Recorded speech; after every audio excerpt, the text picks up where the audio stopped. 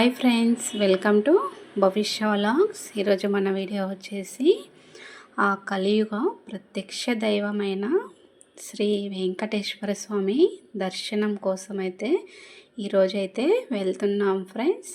చాలా రోజుల నుంచి స్వామివారిని దర్శించుకోవాలని ఆశ అయితే ఉండేది. కాకపోతే ఇన్ని రోజులకైతే నా కోరిక నెరవేరిందని అనుకుంటున్నాను ఫ్రెండ్స్. ముందుగా ఆ స్వామివారి ఆశీస్సులతో అందరూ ఆరోగ్యంగా ఆనందంగా ఉండాలని కోరుకుంటూ వీడియోనైతే చూద్దాం ఫ్రెండ్స్. ఇక్కడ మనము కొండ దగ్గరకైతే వచ్చేసాము. చూసారు కదా, ఇక్కడ స్వామివారి నామాలతో తిరుమల కొండ ఎంత ఆనందంగా ఆహ్లాదకరంగా ఉందో చూస్తున్నారు కదా. మనకి అక్కడ ఎంటర్ అవగానే ఎంతో మనసుకైతే ఆనందంగా అనిపిస్తుందండి. పచ్చదనంతో ఎంత చక్కగా కనిపిస్తూ ఉంటుందో. ఇంకా ఇక్కడ దగ్గరకైతే వచ్చేసాము. ఇంకా ఈరోజు ఇలా దర్శనానికి వెళ్తుంటే చాలా ఆనందంగా ఉంది ఫ్రెండ్స్. ఎన్నో రోజుల నుంచి ఎదురు చూస్తూనే ఉన్నాను. ఉదయం లేవగానే ఇక్కడ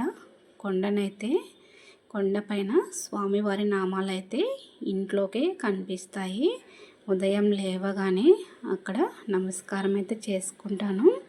కాకపోతే దర్శనం అయితే జరగలేదనేసి చాలా అంటే చాలా బాధపడేదాన్ని.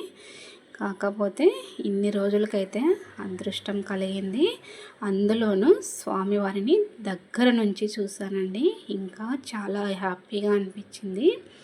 మొదటి దర్శనమే దగ్గర నుండి జరగడంలో ఇంకా హ్యాపీగా అనిపించింది. కాకపోయినా అది కూడా 2 గంటల్లోనే దర్శనం అయితే అయిపోయిందండి. మార్నింగ్ 9:30 కల్లా మా దర్శనం అయితే కంప్లీట్ అయిపోయి బయటకైతే వచ్చేసాము.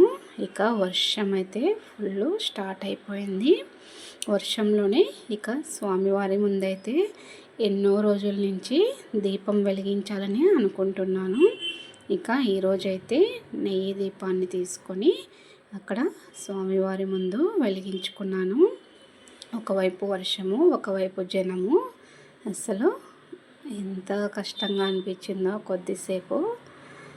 కానీ ఇష్టంగా చేస్తే ఆ కష్టం కూడా మర్చిపోతాం కదా ఫ్రెండ్స్. ఇలా నెయ్యి దీపాన్ని అయితే స్వామి ముందు వెలిగించి స్వామివారికి నమస్కారం అయితే చేసుకున్నాను. ఇది కూడా చాలా అదృష్టమని చెప్పుకోవాలి. ఇక్కడ మనము స్వామివారిని దర్శించుకోవాలంటే అది జరగని పని అండి. ఆ స్వామి అనుగ్రహం కలిగితే తప్ప మనం ఇక్కడికి రాలేమనుకున్నాను. ఇది కూడా నిజమే కదా ఫ్రెండ్స్. ఇక్కడ దర్శనం కూడా చాలా బాగా జరిగింది. అలాగే కొబ్బరికాయను కూడా స్వామివారి ముందు సమర్పించుకొని ఇక పూజ అలాగే దర్శనం అంతా కూడా కంప్లీట్ అయిపోయింది ఫ్రెండ్స్. ఇప్పుడైతే కొంచెం వర్షం అయితే తగ్గిపోయింది.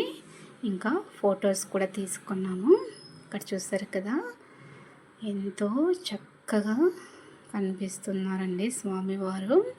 మనకి మొబైల్స్ అయితే అలో లేదు కాబట్టి లోపల ఎక్కడ కూడా మనకి వీడియో తీసుకునేకి ఉండదు.